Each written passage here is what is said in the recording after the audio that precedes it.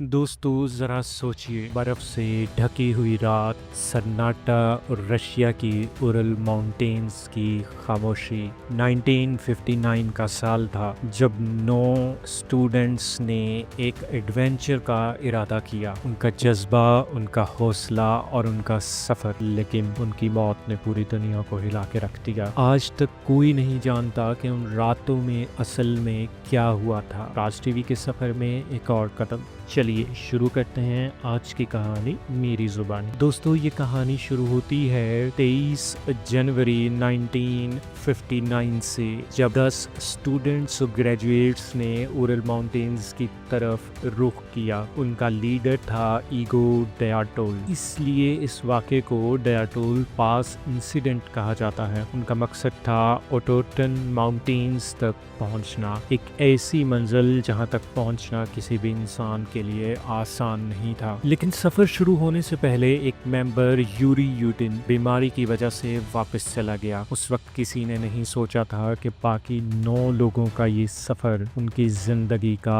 आखिरी सफर बन जाएगा। 1 फरवरी 1959 की रात डयाटोल ग्रुप ने अपना टेंट बर्फ ज़दा ढलान पर लगाया। ये जगह उनके फाइनल डेस्टिनेशन ओटोटन माउंटेन से कुछ ही दूर थी। उन्होंने विज़ाई नाम के शहर से अपना सफ़र शुरू किया था और 6 दिन तक बर्फ़, आंधी और सर्दी से लड़ते हुए वो यहाँ तक पहुँचे थे। उस रात जब हवा बहुत तेज़ थी और हर तरफ बर्फ़ ही बर्फ़ थी, उन्होंने अपना टेंट एक ऐसी जगह पर लगाया जहां आम तौर पर सेफ नहीं समझा जाता। शायद वो थक चुके थे या उनको लगा कि ये बेहतर जगह है, लेकिन उस रात कुछ ऐसा हुआ जो आज तक एक राज है। दोस्तों दिन गुजरते गए लेकिन हाइकर्स वापस नहीं आए। उनके दोस्त और घर वालों ने अथॉरिटीज को इन्फॉर्म किया। डयाटोल ग्रुप ने पहले ही अपने प्लान में लिख दिया था कि वो 12 फरवरी तक वापस आ जाएंगे, लेकिन जब 20 फरवरी तक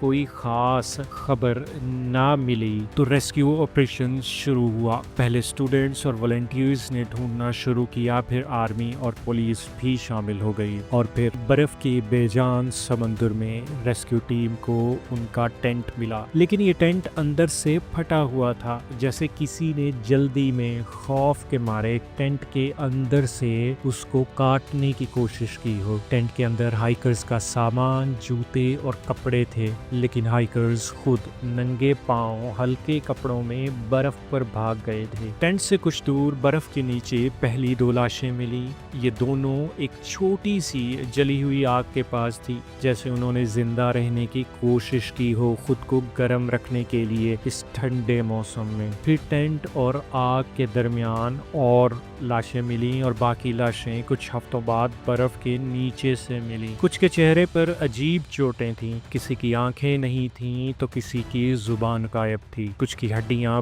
पूरी तरह टूटी हुई थीं, लेकिन बाहर से कोई जख्म नहीं था। जब तमाम बॉडीज मिल गईं तो उन्हें फॉरेंसिक एक्सपर्ट्स के पास पोस्टमार्टम के लिए भेजा गया। रशिया की लोकल अथॉरिटीज ने बॉडीज हेलीकॉप्टर के जरिए नजदीकी शहर में ट्रांसफर की, जहां उनका पोस्टमार्टम हुआ। दोस्तों पोस्टमार्टम रिपोर्ट्स के मुताबिक ज्यादातर हाइकर्स की मौत हाइपोथर्मिया की वजह से हुई। हाइपोथर्मिया एक ऐसी मेडिकल कंडीशन है जब इंसान का जिस्म बहुत ज्यादा ठंडा हो जाता है और बॉडी का टेम्परेचर 35 डिग्री सेंटीग्रेड से कम हो जाता है। इस हालत में इंसान की बॉडी अपना टेम्परेचर मेंटेन नहीं कर पाती, ऑर्गन्स फेल हो जाते हैं और मौत हो सकती है। लेकिन कुछ हाइकर्स की मौत हाइपोथर्मिया से नहीं हुई। उनकी हड्डियां पूरी तरह टूटी हुई थी, जैसे किसी बहुत ही ताकतवर फोर्स ने उन्हें मारा हो, लेकिन उनके जिस्म पर कोई बैरूनी जख्म नहीं था। फोरेंसिक एक्सपर्ट्स ने कहा है कि ये चोटें किसी कार एक्सीडेंट जैसी लगती हैं, लेकिन वहाँ कोई ऐसी चीज नहीं थी जो इतनी ताकतवर हो। दोस्तों अथॉरिटीज ने इस केस को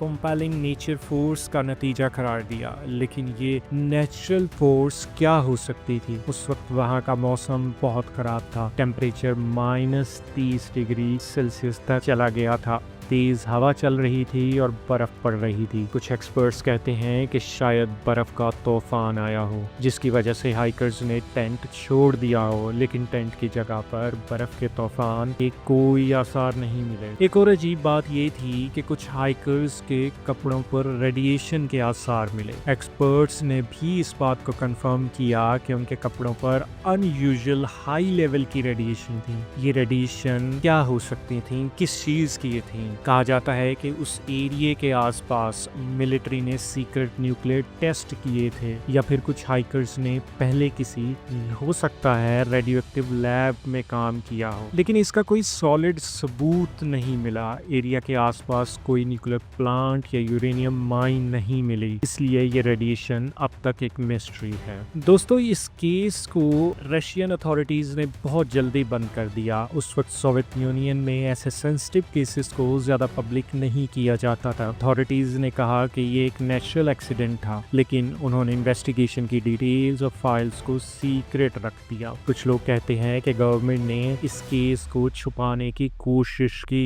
ताकि लोगों में पैनिक ना फैले, ये मिलिट्री सीक्रेट्स एक्सपोज ना हो। दोस्तों, द अटोल पास इंसिडेंट एक ऐसी अनसॉल्व्ड मिस्ट्री जो आज भी लोगों को हैरान कर देती है। रशियन गवर्नमेंट ने 2019 में दोबारा इन्वेस्टिगेशन स्टार्ट की, लेकिन फिर भी कोई फाइनल जवाब नहीं मिला। सवाल अब भी वही है, उन रातों में असल में क्या हुआ था? क्या ये एक नेचुरल डिजास्टर था, या कुछ पैरानॉर्मल, या मिलिट्री सीक्रेट्स, या फिर कुछ ऐसा जो इंसानी सोच से बाहर हो? आप क्या सोचते हैं? अपनी राय कमेंट सेक्शन में जरूर दीजिएगा। मिलते हैं राज टीवी की अगली वीडियो में, जहां हर राज से उठता है पर्दा। दोस्तों, हमने इस रिसर्च बेस्ड वीडियो के लिए जहां से इंफॉर्मेशन ली है, वो तमाम रेफरेंसेस वीडियो डिस्क्रिप्शन में मौजूद हैं। अगर आप मजीद मालूमात हासिल करना चाहते हैं तो वीडियो डिस्क्रिप्शन में मौजूद लिंक से मजीद मालूमात हासिल कर सकते हैं।